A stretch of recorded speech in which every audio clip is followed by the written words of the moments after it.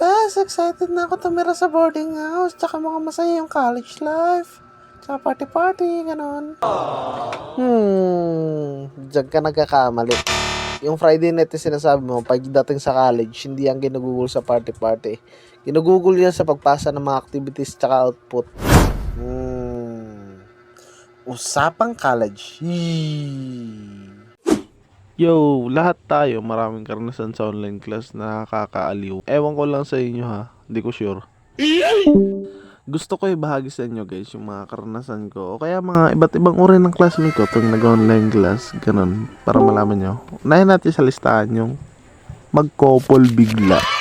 Yung like, di mo alam, magugulat ka na lang, mag-couple na pala sila. Ayan na.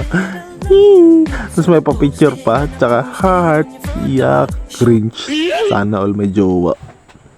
Isunod naman natin yung mga classmate ko na parang tanga. Like, yung tawa lang sila ng tawa, yun lang ginagawa nila sa mayak sila kakatawa. Ayun, ganun. Isunod naman natin guys yung yung classmate ko na panay, yung babae na panay tutukol sa crush niya na noo lang yung kita, ganun.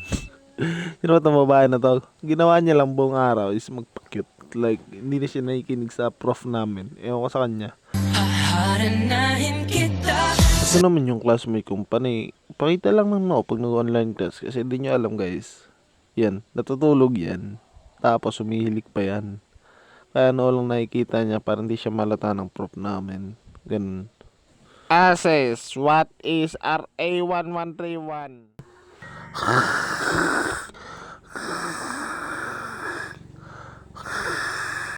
Wala ba si Asis dito? At sino yung naririnig kong humihilik? Ha?